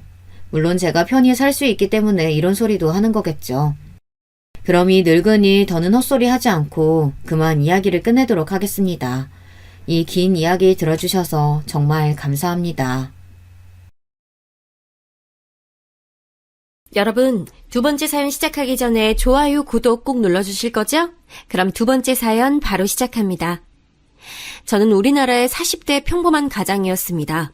어릴 적부터 평생을 성실히 살아오신 부모님을 보고 자라 사소한 방황 한 번 하지 않고 무탈하게 자라왔다고 자부할 수 있었죠. 매일 새벽 4시면 칼같이 일어나셔서 신문 보급소 문을 여시고 신문 배달까지 하시던 부모님과 바쁜 부모님을 돕기 위해 어릴 적부터 저를 위해 아침을 차려주던 누나까지 가족 모두가 한 팀처럼 움직였으니 저 또한 성실하게 생활하며 부모님을 도울 수 있는 일이라면 뭐든지 해야 한다고 생각했죠. 물론 성실한 부모님이라고 해서 제게도 다 좋기만 한 것은 아니었습니다. 항상 당신들께서 평생을 쉬지 않고 일을 하시는 이유는 저와 누나 때문이라고 매일같이 말씀하셨으니까요. 거기다 두 분 모두 새벽부터 일을 하시면서도 저희를 챙기는 일은 물론이고 할아버지, 할머니까지 모시고 사셨습니다. 제가 고등학교 다닐 무렵 할아버지의 건강이 갑자기 안 좋아지셔서 아버지께서 할아버지를 돌봐야 할 일이 많아지기 시작했습니다. 그래서 아버지께서 하시던 신문 배달을 제가 하겠다고 자진했죠. 학생이 공부를 해야지. 일찌감치 돈 버는 일 하기 시작하면 아버지처럼 평생 일만 하게 돼. 아침에 일찍 일어나고 배달하고 오는 게 오히려 정신이 더 맑아져서 공부하기 더 좋아요. 저는 진심으로 그렇게 생각했습니다. 오히려 새벽에 일어나 찬바람을 쐬고 들어오면 정신이 번쩍 들어 등교하기 전까지 공부하기가 오히려 좋았습니다. 야, 다른 보급소는 신문 구독하면 라디오도 주고 선풍기도 준다던데 니네 아버지네는 왜 아무것도 안 줘? 어? 우리 아버지가 몇 년째 구독해서 보시는데 니네 아버지네는 너무 얄짤없다고 다음번에 다른 보급소로 바꾸신대. 꼭 별로 친하지도 않은 녀석들이 가끔 아버지의 보급소에 대해 괜한 시비를 걸어올 때도 있었는데 다음번엔 사은품 넣어줄 테니까 부모님께 꼭 연장하시라고 해. 알았지? 라며 저는 오히려 너스레를 떨었습니다. 그런 제 자신감 있는 모습을 아이들은 오히려 더 좋아했어요. 그래서 저는 고등학교 3년 내내 반장을 도맡아 했고 전교회장 후보까지 오르기도 했습니다. 마지막까지 접전을 펼치다 몇 표 차이로 아깝게 부회장이 되긴 했지만 그 정도만으로도 저는 스스로 대단하다고 생각했고 부모님과 할아버지, 할머니께서도 자랑스러워 하셨어요. 저는 성적도 나쁘지 않아 수능을 보고 난 뒤 담임 선생님께서는 저를 불러 서울에 있는 대학을 추천하셨습니다. 수능 점수도 모의고사 때보다 잘 나왔고 학년 내내 반장에다가 전교 부회장까지 했으니 충분할 거야. 내가 따로 추천서 써줄게. 저는 서울까지 갈 생각은 없어서요. 저도 욕심이 아예 없는 것은 아니었지만 고향을 떠나고 싶진 않았습니다. 부모님과 조부모님 그리고 누나가 있는 이곳에 저도 함께 있고 싶었죠. 사내가 됐으면 더 큰 물에 나가 큰 인물이 될 생각을 해야지. 이 좁은 곳에 고여만 있으려고 하면 안 돼. 아버지는 지금까지 한 번도 본 적 없었던 얼굴로 남자가 그런 배포로 뭘 할 수 있겠냐 화를 내셨습니다. 저는 많이 놀라고 당황했지만 단 한 번도 부모님의 뜻을 거스른 적 없었고 앞으로도 그래야 한다고 생각했으니 부모님과 선생님 말대로 서울에 있는 대학에 원서라도 내보자 싶었죠. 떨어지면 떨어지는 대로 이곳을 떠나지 않아도 되니 저는 오히려 좋을 것 같았죠. 그런데 제 의지와는 다르게 떡하니 서울에 있는 4년제 대학에 붙어버리고 말았습니다. 저는 아직 부모님 그늘을 벗어나 단 한 번도 가본 적 없는 서울에서 지낼 자신이 없었습니다. 그래도 배포가 넓어야만 하는 게 남자였으니 결코 겉으로는 겁이 난다는 사실을 드러낼 수 없었습니다. 저는 입학을 몇 주 앞두고 아버지와 서울에 올라와 집을 구하러 돌아다녔습니다. 남자가 월세는 무슨 월세? 남한테 돈까지 주면서 살아버릇하면 절대 돈 못 모아. 무조건 돈 생기는 족족 모아서 서울에 집부터 사야지. 알았냐? 예, 아버지. 그리고 다른 건 신경 쓰지 말고 공부해서 무조건 좋은 회사에 들어갈 궁리부터 해. 괜히 돈 걱정한다고 아르바이트 같은 거 할 생각 말고. 돈 걱정, 집안 걱정은 절대 하지 말라고 하시며 당신들도 절대 내 자식 기죽게 안 할 테니 공부만 열심히 해서 하루라도 빨리 좋은 회사에 취직부터 하라며 몇 번씩 당부를 하셨습니다. 그렇게 저는 처음으로 혼자 지낼 수 있는 공간이 생겼어요. 작은 방 하나에 주방, 작은 욕실이 달린 빌라였지만 그래도 지은 지 얼마 되지 않은 새 집이라 마음에 들었습니다. 본가에 있을 때는 없었던 침대도 사고 깨끗한 새 책상도 샀습니다. 그리고 평소 갖고 싶었던 최신 컴퓨터도 샀죠. 당시 할아버지가 지병으로 돌아가셨는데 돌아가시기 전까지 계속 병원에 계셨으니 부모님께서 병원비로 은행에 빚까지 지셨다는 이야기를 누나에게 들어 알고 있었습니다. 부모님의 노고를 누구보다 잘 알고 있었던 저는 즐거운 대학생활보다는 목표를 위해서만 달리며 영장이 나오자마자 바로 입대를 냈고 제대를 하자마자 곧바로 복학했습니다. 제게는 시간이 부족했으니까요. 제가 좋아하는 관심사나 하고 싶은 것, 연애 이런 것에 신경 쓰며 여유를 부릴 시간은 단 하루도 없었죠. 하루라도 빨리 졸업을 해야 했으니까요. 방학 때마다 본가에 내려가면 누나가 임용고시에 또 떨어졌다며 항상 집안 분위기는 좋지 않았습니다. 누나는 몇 푼 되지 않는 월급을 받으며 작은 학원에서 일을 하고 있었으니 저라도 빨리 취직을 해야 한다고 생각했죠. 저는 졸업을 한 학기 남겨두고 지원할 수 있는 기업이란 기업엔 다 지원을 했습니다. 매일매일이 면접 준비와 면접의 연속이었죠. 서울에 올라와 보았던 삐까뻔쩍한 건물들을 볼 때마다 저는 서울에서 대학만 나오면 제가 원하는 회사에 척척 입사할 수 있을 거라 생각했습니다. 그런데 그 벽이 이렇게 높고 넘기 어려울 거라고는 생각지도 못했어요. 합격 발표난 것은 아직도 없어? 어머니는 넌지시 물으셨습니다. 아무래도 아버지께서 매일같이 제게 전화해보라 성하실 게 뻔했으니까요. 네, 아직. 아이고, 우리 아들 마음고생 많겠네. 아버지는 학교 졸업하면 서울에 뭐하러 더 있냐고 성하신대. 큰일이다. 그랬죠.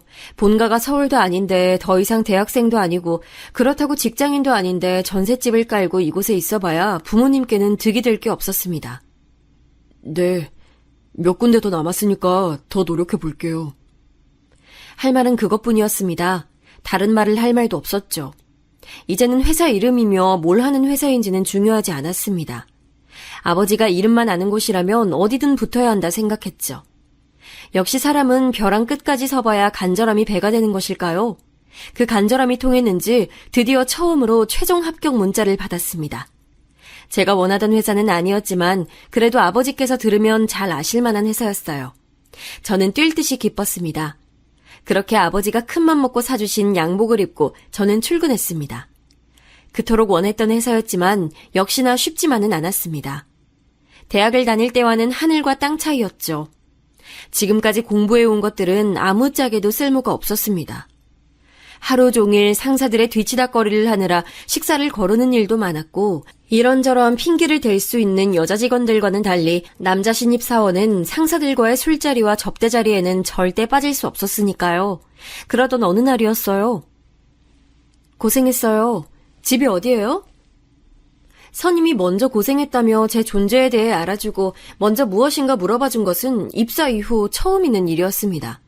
그 선임은 회사에서도 일 잘하기로 소문난 여자 상사였는데 저보다 딱 1년 먼저 들어왔다는데도 선임들 사이에서 모두가 입이 마르게 칭찬할 만큼 회사에서는 능력자로 통했죠.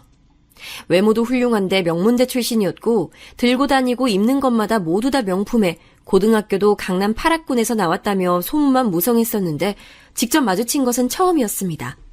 마침 가는 방향이 같아 능력자 선배와 저는 함께 택시를 탔죠. 나 신입 때는 술자리는 거의 없었는데 올해는 되게 자주 생기네요. 아, 그런 거예요? 저는 회사원들은 원래 다 이렇게 매일 마셔대는 줄 알았어요. 별말하지 않았는데 선임은 뭐가 그렇게 재밌는지 제 말에 빵 터져서는 자꾸 웃더라고요. 저는 제가 뭘 실수했나 싶어 물었는데 선임은 본인도 회사원이면서 회사원이라고 말하는 게 너무 웃기다며 웃음을 멈추질 않았습니다. 저는 머쓱해서 괜히 머리만 긁적거렸죠. 그러고는 어느 학교를 나왔는지 회사 생활은 어떤지 동기 중 누구와 제일 친한지 쉬지 않고 제게 질문을 하더라고요. 다른 선임이 그랬다면 왠지 불편했을 수도 있었을 것 같았는데 능력자 선배는 굉장히 자연스럽게 편하게 얘기를 이끌어주어서 뭔가 전부터 알던 친구와 얘기를 나누는 것 같았습니다. 나이도 동갑인데 둘이 있을 땐 우리 편하게 지내요. 친구처럼. 능력자 선배도 저와 같은 마음이었는지 먼저 친하게 지내자 얘기를 해주더라고요. 저야 당연히 싫지 않았죠. 회사 내에서 퀸카로 유명한 여자 선임과 사적으로 친구라니요. 제가 좀 앞서가는 것일 수도 있었지만 어쩐지 능력자 선배의 질문들에 나름 제가 잘 대답을 했나 싶어 약간 우쭐해지기도 했습니다. 그러다 결정적으로 능력자 선배와 아주 가까워진 계기가 있었습니다. 회사 내에 체육대회가 있어서 함께 준비물과 도시락 예약을 하기 위해 함께 외출을 나간 적이 있었는데 도시락 가게와 사무용품들이 즐비한 골목을 돌아다니며 함께 다니다 보니 이상하게도 묘한 기분이 들었습니다. 선임은 회사 일인데도 조금이라도 아껴보겠다고 가격 흥정을 했고 그게 잘 통하지 않을 때면 덤이라도 하나 더 얻으려 사장님들과 실랑이를 했습니다. 저는 그 모습이 이상하게 전혀 불편하지 않더라고요. 오히려 적당한 선을 지키면서 상대방의 기분까지 좋게 해준다고 할까요? 저는 자꾸만 선임의 그런 모습들에 시선이 끌렸고 가슴이 술렁였습니다. 그 나이까지도 모태솔로나 다름없었던 저는 처음 느껴지는 감정과 떨림에 심하게 동요하기 시작했습니다. 제 마음을 의식하기 시작하자 감정은 걷잡을 수도 없이 커져버렸고 점심을 함께 먹는 내내 제 앞에 마주 앉은 선임의 얼굴을 똑바로 쳐다볼 수조차 없더군요. 너무 떨려서요. 그런데 그때 선임의 휴대폰으로 누군가에게 전화가 걸려왔는데 왠지 급한 일인 것 같았습니다. 왜요? 회사에 무슨 일 생겼어요? 회사는 아니고 어머니께서 갑자기 쓰러지셔서 응급실이라고. 선임은 많이 놀랐는지 가녀린 손까지 벌벌 떨며 휴대폰을 쥔 손을 어쩔 줄 몰라 하고 있었습니다. 어디 병원 응급실인데요? 저는 뭐라도 도움이 되어야 할 것만 같아 서둘러 계산을 하고 가게 밖으로 나왔고 택시부터 잡았습니다. 그리고 놀란 선임의 어깨를 부축하며 택시 뒷좌석에 함께 올라탔죠. 응급실까지 가는 동안 저는 회사에 전화를 걸어 상황을 설명하고 선임이 많이 놀라 제가 응급실까지 모셔다 드리고 복귀하겠다 전달했습니다. 응급실에 도착해 선임의 어머님께서 계시다는 병실로 달려갔는데 다행히도 큰일은 아니었고 어머님께서 원래도 당뇨가 있어 어지럼증이 좀 있으셨는데 하루 종일 일이 바빠 식사도 못하시고 잠깐 바람을 쐬러 밖에 나왔다가 순간 쨍한 햇빛에 머리가 핑 돌며 바닥에 주저앉아 버리셨다는 것이었습니다. 선임은 그제야 좀 긴장이 풀렸는지 그 큰 눈으로 눈물을 펑펑 쏟아냈습니다. 엄마는 왜 밥을 안 먹고 이래? 어머니의 품에 안겨 제발 건강 좀 챙기라며 울먹이는 선임의 모습이 안쓰러우면서도 어머니를 걱정하는 모습이 예뻐 보였습니다. 그때 깨달았죠. 제가 우리 회사 킨카인 능력자 선배에게 빠져도 아주 단단히 빠졌다는 사실을요. 그래도 저만 하시길 다행이네요. 그러게요. 오늘 너무 고마웠어요. 아까 식당에서 나 혼자 있었음 아무것도 못하고 울고만 있었을 거예요. 저는 제가 한 것도 없는데 선임이 자꾸만 고맙다고 말하는 게 괜히 쑥스러워서 저희 할머니께서도 당뇨가 심하신데 끼니를 거르거나 두통이 있을 때 외출하는 건 삼가야 한다며 어머니께도 꼭 알려드리라면서 선임의 눈도 제대로 마주치질 못한 채 횡설수설 말했습니다. 그러자 선임은 저와 함께 있으면 왠지 마음이 편하다면서 병실 앞에 앉아 이런저런 얘기들을 함께 나눴습니다. 선임은 어릴 때 아버지가 갑작스레 사고로 돌아가셔서 그때부터 어머니가 혼자 힘으로 자신을 키워주셨다는 얘기부터 최근 들어 어머니 건강이 자꾸만 나빠지시는 것 같아 걱정이 된다는 얘기까지 제게 해줬습니다. 저는 어쩐지 기분이 좋았습니다. 회사에서는 다들 잘 알지도 못하면서 선임의 겉모습만 보고 고생 한번 안 해보고 좋은 집안에서 공부만 하며 커온 요조숙녀로들 알고 있었지만 저는 선임의 진짜 모습을 알게 된 것 같아서요. 그날 이후 저와 선임은 급속도로 가까워졌습니다. 회사에서뿐만이 아니라 퇴근 후에도 만나 함께 저녁을 먹기도 했고 쉬는 날은 함께 영화를 보기도 했습니다. 저희는 언젠가부터 자연스레 서로에게 말을 놓았고 이름을 부르기도 했습니다. 그렇게 점점 더 가까워지자 자연스레 연인으로 발전이 됐죠. 그렇게 시간이 흘러 이제는 여자친구가 된 선임은 대리로 승진을 했고 저는 얼마 전에 적금이 만기돼 이사를 하게 됐습니다. 아직 전세이긴 했지만 그래도 회사와 거리도 더 가까워졌고 전에 살던 집보다 넓은 거실에 투룸이라 전보다 훨씬 널찍하니 좋았습니다. 시작은 부모님의 도움이 있었지만 그래도 30이 되기 전에 조금이나마 제 힘으로 뭔가 이뤄낸 것만 같아서 집에 들어올 때마다 뿌듯했죠. 여자친구와 저는 거의 매일 집에서 데이트를 했습니다. 여자친구도 매일 출퇴근에 야근도 많이 하다 보니 퇴근하면 자연스레 저희 집에서 함께 저녁을 먹곤 했죠. 제 맘 같아서는 주말에도 만나 놀러 다니고 데이트도 하고 싶었지만 여자친구는 항상 주말이면 집에서 쉬고 싶다고 했어요. 그리고 여자친구의 어머니께서 워낙 혼자 계신 걸 싫어하신다며 주말에는 항상 어머니와 함께 있어드리려고 하는 것 같더라고요. 엄마가 한번 보고 싶다고 같이 식사 자리 한번 하자고 하시는데 어때? 너무 좋지. 내가 어머니 맛있는 거 대접할게. 아니야. 엄마가 집에서 맛있는 거 해준다고 했어. 여자친구와 연애를 하면 할수록 저는 점점 더 좋아졌습니다. 혼자 서울에 올라와 산 지도 10년 가까이 되다 보니 매일 혼자 밥을 먹고 혼자 아침에 눈을 뜨는 게 너무 외롭고 씁쓸했습니다. 안 그래도 저는 하루라도 빨리 여자친구와 함께 살고 싶다는 생각하며 결혼 생각이 간절했습니다. 그런데 여자친구가 먼저 어머님께 인사를 가자고 말해주니 너무 좋았습니다. 그렇게 저는 정식으로 처음 그녀의 집에 가게 됐습니다. 매일 집 앞 골목에서만 헤어지다 집 안까지 들어간 것은 처음이었죠. 저는 어머님이 좋아하신다는 과일과 케이크 그리고 제가 따로 미리 주문해 놓은 꽃다발까지 양손 가득 바리바리 들고 갔습니다. 어머니께서는 너무 밝은 얼굴로 저를 맞이해 주셨어요. 어머, 반가워요. 오랜만에 솜씨 좀 내봤는데 맛있나 모르겠네. 와, 다 너무 맛있을 것 같아요. 잘 먹겠습니다. 미리 차려주셨다는 상은 이미 상다리가 휘어질 듯 진수성찬이 차려져 있었습니다.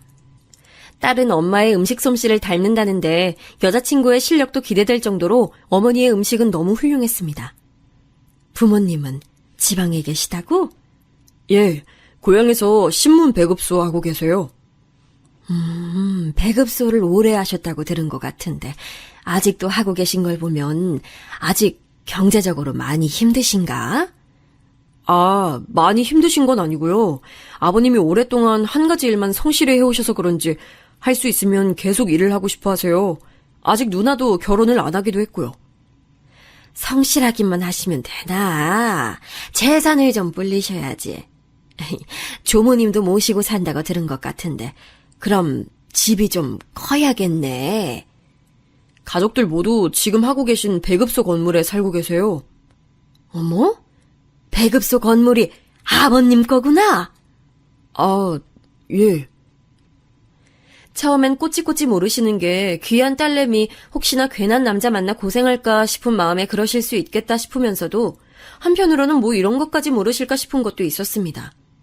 할머님의 연세나 그전에는 무슨 일을 하셨는지까지 어머니의 끝도 없이 이어진 질문 세례에 이것저것 정신없이 대답을 하다 보니 어느새 어머님과 여자친구는 과일과 커피를 준비하고 계셨습니다.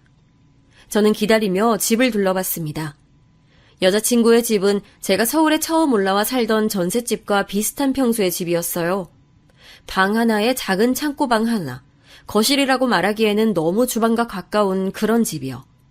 일찍부터 혼자 되셨으니 평생을 혼자 일하시며 딸을 키우기가 쉽지 않으셨겠다는 생각에 여자친구가 저희 집에 올 때마다 했던 말이 떠오르더라고요. 나는 한 번도 제대로 된 내 방을 가져본 적이 없어. 제대로 된 내 방? 왜 있잖아. 침대, 책상, 화장대, 오롯이 내 물건만 있는 내 방. 어릴 때부터 사정이 좋지 않아 어머니와 단둘이 이 집 저 집을 이사 다니다 보니 항상 작은 집에서 어머니와 같은 방을 썼다는 얘기를 여자친구에게 종종 들어 알고는 있었지만 실제로 제 눈으로 직접 그 모습을 보고 나니 조금 속상한 마음이 들었죠. 그리고 꼭 돈을 열심히 모아 결혼을 하게 되면 제 아내가 된 여자친구를 위해 그녀가 좋아하는 것들로만 꾸민 방을 선물로 주고 싶다고 다짐했습니다. 제가 지금까지 살아오며 했던 많은 다짐들은 항상 이뤄지곤 했으니 이 또한 꼭 이룰 수 있을 거라고 생각했죠. 그런데 그날 과일과 커피를 마시며 여자친구와 어머님이 나눈 대화들이 시간이 흐를수록 조금씩 걱정되기 시작했습니다. 부모님이 다 지방에 계셔서 서울에 혼자 사는 아들 걱정이 많으시겠네. 예, 그래서 빨리 결혼하라고 성하세요. 어머, 그래? 부모님께서 아들 장가 보낼 준비를 다 해놓으셨나? 그때까지만 해도 원래 솔직하시고 유쾌하신 성격이시다 보니 딸 가진 어머님의 걱정이 섞인 농담 반 진담 반 하는 사소한 질문이라고 생각했습니다. 아버지께서도 요즘 여자들이 서울에 30평대 아파트 아니면 결혼을 안 하려고 한다더라 하시면서 농담하시긴 하셨어요. 와, 아파트? 나 아파트 너무 살아보고 싶었는데. 그러게, 우리는 아파트 한 번도 못 살아봤네. 난 아파트 살면 베란다 확장 이런 거 안 하고 꼭 베란다 있는 게 좋더라. 지금 이 자리에서 결혼에 대해 구체적으로 얘기하기는 어려워서 대충 둘러댄 얘기였는데 이야기의 흐름은 마치 지금 당장 제가 결혼을 하게 되면 아파트를 떡하니 준비할 수 있을 것처럼 흘러갔어요. 그리고 가장 중요한 건 마치 여자친구의 어머님까지도 함께 살게 될 것처럼 말씀하셨다는 겁니다. 그날 이후 저는 눈치를 살피다 여자친구에게 말을 돌려 넌지시 꺼냈습니다. 만약 우리가 결혼을 하게 되면 어디에 살고 싶은지에 대해서요. 자기랑 같이 사는 건데 난 어디든 좋지. 그래? 그럼 아파트가 꼭 아니더라도 괜찮아? 그럼. 그날 한 얘기는 농담이지. 우리 자기 부담 가졌구나. 역시 제 여자친구였습니다. 다른 여자들처럼 서울에 30평대 아파트가 없으면 결혼 못한다며 헤어지자고 할 여자가 아니었죠. 그런데 다시 돌아온 여자친구의 대답에 저는 놀라 순간 무슨 말을 해야 될지 모르겠더라고요. 집은 아파트든 단칸방이든 상관없는데 사실 난 엄마랑 떨어져서 산다는 건 아예 생각해 본 적은 없어. 응? 그게 무슨 소리야? 난 결혼해도 엄마랑 같이 살고 싶어. 아무리 그래도 결혼하면 당연히 독립해서 나와야지. 엄마는 나 없으면 많이 외로워하실 거야. 이 이야기는 도대체 무슨 뜻일까요? 30이 다 된 성인이 어머니와 떨어져서 산다는 걸 생각해 본 적이 없다니 말입니다. 저는 여자친구가 들어도 기분이 나쁘지 않을 말들을 골라 계속해서 생각해 봤지만 도저히 떠오르질 않았습니다. 그날도 결국 속 시원한 얘기는 나누지 못한 채 마음이 찝찝한 상태로 돌아왔죠. 물론 여자친구와 어머니가 오랫동안 서로 의지를 하며 살아온 세월을 생각하면 아예 이해하지 못하는 것도 아니었습니다. 하지만 결혼을 해서 저와 함께 산다는 건 전혀 다른 문제였죠. 처가살이도 생각해 본 적이 없는데 제가 모시고 산다니 말입니다. 오랜만에 만난 대학 때 친구들에게 고민 비슷하게 말을 꺼냈는데 다들 노발대발 난리들이더군요. 이미 결혼을 한 친구들은 더 난리였습니다. 시집살이는 옛말이고 요즘은 장모님들이 아이를 봐주시는 일이 많다 보니 자주 서로의 집을 왕래하는 일이 많아지면서 장서 갈등이라는 말이 나올 정도로 심각한데 심지어 결혼함과 동시에 장모를 모시고 산다는 건 아주 신중히 생각해봐야 할 문제라고요. 듣고 보니 단순히 생각할 문제는 아니었습니다. 그리고 가장 중요한 건 저희 부모님께서 허락할 리 없는 문제였죠. 하지만 제가 너무도 사랑하는 여자친구에게 이런 제 마음을 어떻게 전달해야 할지 도무지 떠오르질 않았습니다. 그러던 와중에 할머니가 돌아가시게 되어 고향에 내려가게 됐는데 여자친구가 자신도 함께 내려가 도울 일이 있으면 돕겠다며 함께 가자고 하더라고요. 제 여자친구였지만 정말 천사나 다름없었습니다. 어떤 여자가 결혼도 하기 전에 그 먼 시골까지 내려가 어른들만 잔뜩 계신 곳에 가고 싶겠어요. 역시 제가 살아가는 사람이다 싶었죠. 할머니의 장례로 며칠 동안 정신이 없었는데도 저희 부모님께서는 처음 만난 제 여자친구가 마음에 드셨는지 슬픈 와중에도 여자친구를 챙기는데 여념이 없으셨습니다. 할머니도 보셨으면 너무 좋아하셨을 텐데. 엄마는 그렇게 시집살이를 하고도 할머니 돌아가신 게 슬퍼? 얘는? 당연하지. 너 행여나 아버지 앞에서 그런 소리 말어? 제 여자친구를 만나서 기쁜 마음이 크면서도 어머니는 할머니께 그 모습을 보여드리지 못해 아쉬워하셨는데 누나는 그런 어머니의 모습마저 마음에 들지 않았는지 돌아가신 할머니 영정사진이 바로 눈앞에 버젓이 있는 앞에서도 투덜거렸습니다. 제가 좀 더 빨리 인사드리러 올 걸 그랬나 봐요. 저도 할머니 꼭 뵙고 싶었는데. 아이고, 얼굴만 예쁜 게 아니라 말도 예쁘게 하네. 제 여자친구는 정말이지 부족한 점이라고는 없는 여자였습니다. 그 좋은 대학에 좋은 직장까지 다니려면 내내 공부만 해도 시간이 모자랐을 텐데 어쩜 그렇게 나이도 어린 아가씨가 눈치도 빠르고 손도 야물딱지냐며 저희가 서울로 올라오고 나서도 저희 부모님께서는 입이 마르게 여자친구를 칭찬하셨습니다. 서울 깍쟁이라는 말도 다 틀린 말인가 보다. 그렇게 예쁘고 싹싹한 아가씨 절대 놓치면 안 돼. 결혼 비용 때문에 미루는 거면 걱정하지 말고 빨리 날짜부터 잡어. 아버지는 마음이 급하셨는지 집 사는데 필요한 돈은 어떻게든 도와줄 테니 후딱 식부터 올리라며 성하셨습니다. 아버지 말씀이 맞았습니다. 이런저런 고민이 있다고 해도 세상에 하나뿐인 제 사랑스러운 여자친구를 놓칠 순 없었죠. 뒷일이 어떻게 되든 한번 밀어붙여보자 싶었습니다. 저는 굳게 마음을 먹고 여자친구에게 프로포즈를 했습니다. 여자친구가 평소 좋아하던 식당을 빌려 노래도 부르고 미리 준비해둔 반지도 꺼내 손가락에 끼워주었죠. 프로포즈가 끝나고 감동의 여파가 아직 가라앉지 않은 분위기 속에 저는 달콤한 디저트를 먹으며 여자친구와 결혼에 대해 진지한 대화를 나눠봐야겠다고 생각했습니다. 저는 부모님께서 여자친구를 너무 마음에 들어 하신다는 말로 천천히 운을 뗐습니다. 그리고 할머니께서 돌아가시면서 아버지에게 남겨주신 땅과 재산이 조금 있어서 만약 우리가 결혼을 한다면 아버지께서 지금 당장 그 재산들을 정리해 서울의 30평대까지는 아니어도 작은 아파트 정도는 사줄 수 있다고 하셨다고 했습니다. 그러자 여자친구는 제게 와락 안기며 저희 부모님께서 능력자라며 엄지손가락을 축혀 올리더니 어떻게 서울의 아파트까지 사주실 수 있냐고 엄청 좋아하더라고요. 우리 엄마도 너무 좋아하시겠다. 그건 그렇고 사실은 나 그거에 대해 물어보고 싶었는데. 응? 뭔데? 물어봐.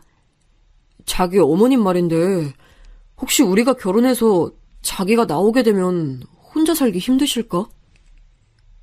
제 질문에 여자친구는 잠시 아무 말도 없이 가만히 저를 바라봤습니다. 그 잠깐의 정적이 흐르는 동안 저도 수많은 생각들이 스쳐 지나갔죠. 우리 엄마 조리원에서 3교대 근무라 새벽까지 나가시기도 하고 매일 아기 안고 일하시다 보니까 몸도 성한 데가 없어. 알지. 난 우리 엄마 일도 다 그만두고 내가 번 돈으로 호강하면서 나랑 오랫동안 같이 사는 게 꿈이야. 아, 그게 꿈이라고? 자기는 우리 엄마랑 같이 살기 싫구나. 아, 싫다기보다 그런 생각은 아직 해본 적이 없어서.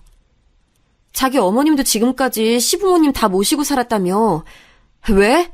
자기는 여자는 시부모님 모시는 건 당연하고 남자는 좀 그러면 안 된다고 생각하는 거야? 아니, 난 그런 게 아니라. 자신 때문에 평생을 희생하시며 사신 어머님을 버리고 자신만 좋은 집에서 행복하게 살 자신이 없다며 울먹이는 여자친구에게 저는 절대 버리는 게 아니다. 어머님 댁에서 멀지 않은 곳에 신혼집을 구하겠다고까지 얘기했지만 여자친구는 차라리 그럴 바에야 결혼을 하지 않는 게 더 낫답니다. 저에겐 정말이지 청천벽력 같은 소리였죠. 그 부분은 나도 부모님께 말씀드려봐야 할 것 같아. 정말? 그럼 이번 주말에 나랑 같이 내려갈까? 여자친구는 자신이 저희 부모님께 잘 말씀드리겠다고 함께 내려오겠다고 했지만 저는 그러고 싶지 않았습니다. 제 여자친구 앞에서는 당연히 저희 부모님께서도 솔직하게 말하지는 못하실 테니까요. 예비 장모님을 모시고 사는 걸 만약 부모님께서 반대하신다면 저는 어떻게든 설득해야 했으니 혼자 내려오는 것이 맞는다고 생각했습니다. 네 엄마가 평생을 시부모 모시고 사는 거 보니까 그게 좋아 보였니? 네가 처가살이를 하게? 저의 예상대로 부모님께서는 놀라 버럭 무슨 소리냐며 화부터 내셨습니다. 저희 누나는 어이가 없다는 듯 실소를 터뜨렸죠. 순간 저는 제가 죄인이 된 것만 같았습니다. 그런 부모님의 마음을 이해하지 못할 리 없었지만 하지만 어쩌겠습니까? 여자친구와 결혼을 못한다고 생각하면 눈앞이 깜깜해지는걸요. 그래서 저는 말을 좀 보태기로 했습니다. 여자친구 어머님이 좀 아프셔. 당뇨가 있으시긴 했지만 오랫동안 조리원에서 일하실 만큼 누군가의 도움이 필요하신 정도의 건강 상태는 분명 아니었습니다. 하지만 저에게도 뭔가 명분이 필요한 것 같아 가족들 앞에서는 거짓말을 하고야 말았죠. 조금 전까지만 해도 얼굴이 빨개지셔서 버럭하시던 저희 부모님께서는 할머니께서 당뇨 합병증으로 돌아가신 지 얼마 안 된 상태였으니 금세 걱정이 앞선 얼굴로 도대체 어머님께서 어느 정도 안 좋으신 거냐 물으시며 마음이 약해지신 것 같았습니다. 며느리도 자식인데 사돈이면 다 같은 가족이지.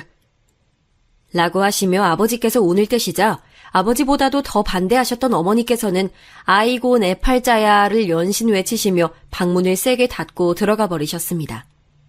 저는 알 수 있었습니다. 저희 부모님께서도 시원스레 대답해 주시진 않았지만 암묵적인 허락을 받았다는 것을요. 철도 없이 저는 기뻤습니다. 한편으로는 앞으로 제가 이 큰일을 잘 감당할 수 있을까 걱정이 되기도 했지만요. 저와 여자친구는 우여곡절 끝에 결혼식을 올리게 됐습니다. 결혼식 날짜와 식장을 잡고 나니 정말 제가 결혼을 하는구나 실감이 나더군요.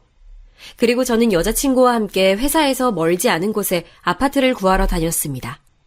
아무리 새 식구 살 집이라고 해도 장모님과 살게 되면 그래도 최소 20평대 평수는 돼야 할 것 같아 알아봤는데 알고는 있었지만 아파트 값이 장난이 아니더라고요.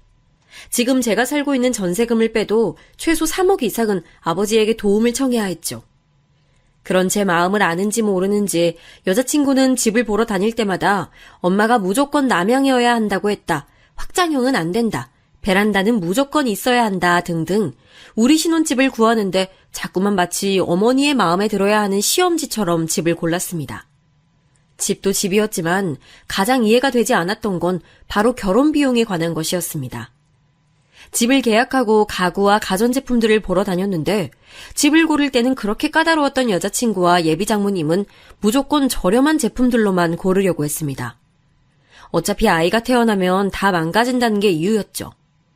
저는 뭔가 이상해 결혼 비용으로 생각하는 금액이 어느 정도인지 모아놓은 돈은 어느 정도인지 물었습니다. 이제 곧 부부가 될 사이이니 그 정도는 알아야겠다고 생각했죠. 그런데 지금까지 직장 생활을 하는 동안 여자친구 연봉이 저보다 항상 더 높았고 직장 생활도 더 오래 했는데도 생각보다 모아놓은 돈이 너무 적더라고요. 저는 직장을 다니며 오롯이 모은 돈으로 전세금까지 2배로 올려 이사를 했는데 아내가 결혼 준비를 하겠다고 제시한 금액은 그 금액의 절반밖에 되지 않았습니다. 저는 그때까지만 해도 여자친구네가 집안 사정이 많이 안 좋았으니 학자금이나 제가 모르는 빚을 갚는 데 썼겠다 싶기도 했죠. 그런데 결혼식을 올리고 살림을 합치고 보니 그 이유를 바로 알 수 있었습니다. 신혼여행에 다녀와 집안 정리를 하다 보니 말도 안 되게 많은 명품 가방과 신발, 옷들이 가득했습니다. 물론 아내가 연애 때에도 옷이나 가방에 관심이 많다는 거야 알고 있었죠. 그런데 어머니가 가지고 계신 것들까지 합치니 방 하나가 가득 찼습니다. 저야 명품 같은 건 잘 몰랐지만 저 같은 사람이 언뜻 보기에도 다 고가의 물건 같았습니다. 와, 이거 다 명품이야? 우리 엄마 모임 많은 거 알잖아. 거기 같이 모임하시는 분들은 다들 검식 있고 남편이 다 잘 나가는 사람들이라 맨날 이런 거 메고 나온대잖아. 그래서 자기가 다 사들인 거야? 내가 사드린 것도 있고 여행 갔다 오면서 가짜도 많이 사드렸어. 아무리 저 많은 것 중에 가짜가 있다곤 해도 얼핏 개수만 세어보아도 저 돈이면 전에 살던 집에서 방 하나는 더 있는 집에 살 수도 있겠다 싶더군요. 제가 너무 계산적인 걸까요? 하지만 정말이지 이해가 되지 않았습니다. 결혼을 하고 모든 게 현실이 되자 이해가 되지 않는 것들은 한두 가지가 아니었습니다. 어느 날 갑자기 장모님께서 저를 부르시더니 친구들끼리 개를 들어 크루즈 여행을 가는데 그 개를 들 당시에는 장모님께서 돈이 없어 개를 못 들었는데 이제와 다들 가는데 당신만 못 가니 서운하단 말을 하시더라고요. 장모님, 출근도 하셔야 하는데 여행 가실 수 있겠어요? 어? 자네 몰랐어? 나 조리원 그만뒀어. 예? 언제요? 우리 딸내미가 이제 일 그만두고 편하게 여행이나 좀 다니라던데. 저는 사실 좀 놀랐습니다. 건강이야 예전보다 많이 좋아지셨고 연세도 저희 부모님보다 훨씬 더 젊으신데 지금까지 잘 해오시던 일을 딸이 결혼 좀 했다고 해서 갑자기 그만두신다니요? 저는 찝찝한 마음을 애써 숨기고 크루즈 비용이 얼만지 물었죠. 500. 10일 동안이나 가는 건데 저렴하니 괜찮지? 저는 정말이지 입이 쩍 벌어지는 것만 같았습니다. 금액도 제가 생각한 것보다 너무 비싸기도 했지만 500이나 되는 금액이 저렴하다며 별거 아니라는 식으로 말씀하시는 장모님이 역시나 이해되지 않았죠. 저희 부모님은 평생 신문 보급소를 해오시느라 그 흔한 관광 한 번을 못 다니셨는데 말입니다. 저는 그날 밤 아내에게 상의를 했죠. 장모님께서 크루즈 얘기를 하시는데 우리도 지금은 여윳돈이 없으니 다음에는 꼭 보내드리겠다. 장모님 서운하지 않게 말씀드리는 게 어떻겠냐며 아내에게 얘기했죠. 그러자 아내는 대뜸 자신이 보내드릴 테니 제게 신경 쓰지 말라고 하더군요. 그거 얼마 되지도 않는데 어떻게 안 된다고 해. 내가 월급 들어오면 알아서 할게. 아내는 알아서 한다고 말하긴 했지만 뭔가 제게 서운한 눈치였습니다. 하지만 저는 오히려 화가 좀 나더군요. 이제 결혼도 했으니 저와도 가족인 건데 서로의 수입이나 월급에 대해서는 함께 공유해야 한다고 생각했습니다. 제 월급은 벌써 이 집의 생활비로 나가고 있었는데 아내의 월급은 어머니의 크루즈 비용으로 다 나가버린다뇨. 제 상식으로는 도저히 말이 되지 않았습니다. 그러던 중 도저히 그냥 넘어갈 수 없는 일들이 반복됐습니다. 하루는 어머님의 모임 친구분들이 저희 집도 구경할 겸 잠시 놀러 오신 적이 있었는데 제가 방에 있는 걸 아셨는지 모르셨는지 알 수 없었지만 아무리 제가 없다 해도 어떻게 그런 말을 할 수가 있나 싶을 정도의 말을 제 귀로 직접 듣고야 말았습니다. 자기는 복도 많아. 요즘 세상에 사위가 장모를 누가 모시고 살아. 우리 딸 정도면 그럴 수 있지 뭐. 어디 요즘 애들이 그래? 대학도 우리 딸보다 못한대고 지금 회사에서 직급도 딸보다 낮아. 연봉도 우리 딸이 더 높고. 어머 그래? 아우 하긴 자기 딸이 능력자긴 하네. 그럼 능력만 있어? 인물도 연예인 뺨치는데. 그러니까 그런 잘난 딸 낳아준 나를 지가 떠받들어 모셔야지 별 수 있어? 그래도 서울에 아파트까지 샀는데 대단하지 뭐. 그까짓 아파트 30평도 안 되는 거 가지고 뭐 아주 사위랑 살려니까 좁아 죽겠어. 저는 그 순간 문을 박차고 나가고 싶었지만 애써 꾹 참았습니다. 하지만 울분이 목구멍까지 차오르는 건 도저히 견딜 수가 없었죠. 저를 가지고 마음대로 이야기하시는 건 참는다 쳐도 저희 부모님이 고생고생해서 사주신 아파트까지 별거 아닌 것처럼 대하시는 장모님께 정말이지 화가 났습니다. 그런 소리까지 들은 이후에는 도저히 저도 장모님을 전처럼 대하기는 힘들더군요. 거기다가 툭하면 제게 용돈을 달라며 농담 비슷하게 얘기하셨어요. 주변의 다른 분들과 자꾸만 비교를 하시면서요. 그 집 사위는 분기마다 필요한 거 사라고 용돈을 주는데 최소 100일에 패해. 어머니, 저희도 많이 노력하고 있어요. 상황이 좋아지면. 월급쟁이가 무슨 상황이 좋아져? 매일 똑같은 게 월급쟁이지. 에휴, 이래서 남자는 사업을 해야 돼. 언제는 월급쟁이가 안정적이고 좋다고 하시더니 이제는 제 모든 게 마땅치 않으신지 매일같이 꼬투리를 잡으셨어요. 주변 사위들과 비교하는 것도 모자라 이제는 아내 주변 친구들의 남편들과도 비교를 하셨죠. 걔는 너보다 잘난 게 하나도 없는데 어디서 그런 남자를 만났다니? 엄마, 무슨 그런 말을 해. 으이그, 정서방 봐. 우리 애가 이렇게 착해 빠져서 남들 다 계산기 두드려보고 남자 만나고 있을 때 우리 애는 자네 착한 것만 봤다니까. 같은 공간에 산다는 것 자체가 이렇게 힘든 줄 몰랐습니다. 처음에는 제 눈치라도 좀 보시는 것 같더니만 시간이 좀 흐르자 할 말 안 할 말까지 구분할 줄 모르시더라고요. 하지만 사람 사는 게 어디 다 제 마음 같은가요? 아내와 저에게도 꿈만 같던 아이가 생기자 다른 것들은 생각할 겨를도 없이 행복하기만 하더군요. 제게는 때론 얄밉기도 한 장모님이기야 했지만 당신의 딸에게만큼은 언제나 진심인 분이셨죠. 입덧으로 아무것도 먹지도 제대로 자지도 못하는 딸을 위해 매일같이 직접 만든 음식에 매일 야근으로 바쁜 저를 대신해서 병원에도 같이 가주시고 매일 밤마다 마사지도 해주시더라고요. 그러다 안타깝게도 10주를 채 넘기지 못하고 아이를 먼저 보내게 됐는데 저는 도저히 회사에 출근할 엄두도 나질 않아 한 달을 넘게 무급휴가 신청을 냈습니다. 자네는 아무리 힘들어도 그렇지 가장이 돼서 자기 멋대로 무급휴가를 내는 게 말이 되나? 장모님, 저도 너무 힘들어요. 남자가 왜 그렇게 유약해? 아우, 도대체 내 딸은 뭐가 모자라서 자네 같은 남자랑 사는지 모르겠네. 언제나 제게만은 모진 말을 툭툭 내던지시는 장모님이시기야 했지만 그래도 아내는 그때 이후로 전보다 더 장모님을 많이 의지하고 있는 것처럼 보였어요.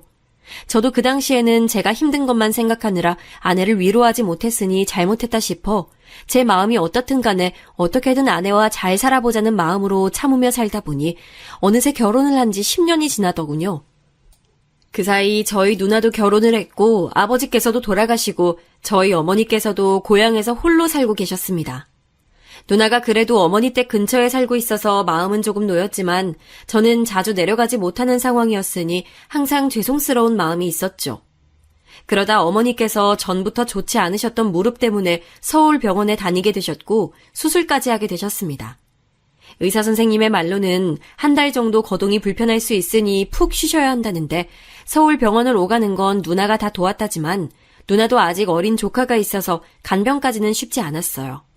그래서 저도 고민을 하다가 이번에는 아내에게 솔직하게 말했습니다. 한 달만 어머니를 좀 저희 집에서 모시고 싶다고요. 나도 아들 노릇은 한번 해봐야지. 정서방, 생각이 있어? 애가 일하랴 살림하랴 매일 고생하는 거 안쓰럽지도 않어? 근데 거기다가 대고 시어머니 수발을 들라고? 장모님, 저희 어머니 수발은 제가... 됐네! 다신 그 얘긴 꺼내지도 말어! 저는 정말이지 더 이상은 참을 수가 없었습니다. 아니, 이제는 참을 이유조차 없는 것만 같았죠. 나 참을 만큼 참았어. 더 이상은 나도 장모님이랑은 못 살겠어. 뭐야, 그럼 이제 와서 우리 엄마 내쫓으라는 거야? 해도 너무하시잖아. 딱 한 달만이라는데 그게 안 돼?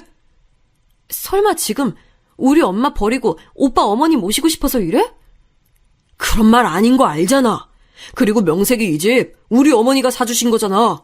내가 장모님을 10년을 모셨는데 우리 엄마는 한 달도 같이 못 지낸다는 게 말이 된다고 생각해? 와, 자기 생색 장난 아니다. 그리고 나랑 결혼만 하면 아버지께서 사주신다고 하신 거잖아. 내가 너무 마음에 들고 놓치기 싫으니까 그러면 내 지분도 있는 거지. 정말이지 제가 사랑했던 그 여자가 맞는 건가 싶었습니다. 딸은 엄마를 닮는다는데 정말 아내도 장모님을 닮아가는 걸까요? 저는 덜컥 겁이 났습니다. 평생 이렇게 살 것만 같아서요. 정말 나도 지쳤어. 못 참아주겠다. 뭐? 우리 이혼하자. 이혼하자는 제 말 한마디에 눈물을 터뜨린 아내의 소리에 역시나 방으로 쫓아오신 장모님은 제게 별의별 욕을 퍼부어대셨습니다. 저는 정말이지 미운 정마저도 다 떨어졌는데 화도 나질 않더군요. 그때 알았습니다. 더 이상 이렇게는 살 수 없다. 저는 목소리에 힘을 실어 장모님과 아내에게 차분하게 나가달라고 말했습니다. 제 말에 순순히 나갈 사람들이 아니었으니 저도 강하게 해야겠다 싶어 다음날 도어락 비번을 바꿔버렸죠.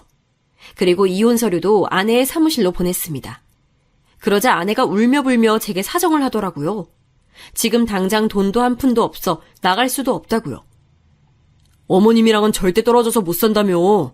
잘난 당신 엄마랑 예전처럼 그 다 허물어져가는 월세집으로 돌아가면 되겠네. 제 선언에 아내도 그제야 실감이 나는지 똥줄이 타는 듯 보였습니다. 그날 저녁 문을 열어달라는 아내의 성화에 못 이겨 문을 열자 웬 아주머니와 찾아온 장모님의 행동은 정말이지 저 혼자만 보기엔 아까웠습니다. 아니, 이게 얼마짜린데 이걸 그거밖에 안 쳐줘? 좀 더 쳐줘.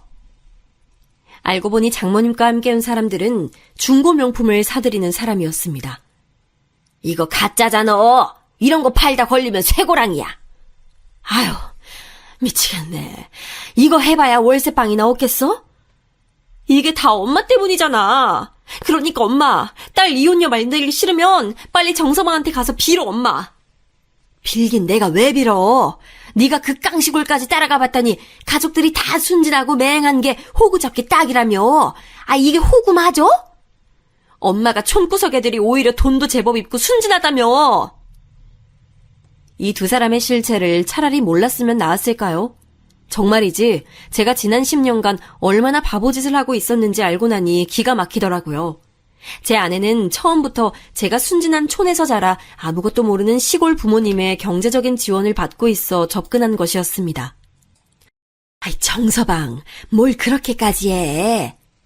정서방? 소름 끼치니까 다신 그렇게 부르지 마요. 우리가 10년이나 같이 산 세월이 있잖아. 10년? 말 잘했네. 처음부터 순진한 나랑 아무것도 모르는 우리 부모님 이용해서 당신들 팔자 고칠 생각으로 접근한 거 내가 다 정리해서 고소할 거니까 그렇게 알고 있어. 고소? 하, 우리가 뭘 어쨌다고 고소를 해? 내 명의로 된 집에서 10년 동안 무전 취식한 거, 내 월급으로 매일같이 둘이 명품 사고 여행 다닌 것만 해도 증거가 수두룩이야. 무전 취식? 자네 말 다 했나? 앞으로는 당신들하고 한마디도 안 해. 앞으로는 내 변호사랑 얘기하게 될 거야. 저는 통쾌하면서도 정말이지 씁쓸했습니다. 장모님의 말대로 제가 이런 사람들과 자그마치 10년을 살았다니요. 아주 오랫동안 생각한 적 없었지만 알고 보니 저희 어머님도 아파트에서는 살아본 적이 없으셨습니다. 명품백도 가져본 적 없으셨죠. 이제 더는 미련도 미움도 없었습니다. 앞으로 남은 시간은 이 집에서 저희 어머님과 행복하게 살아볼 거니까요.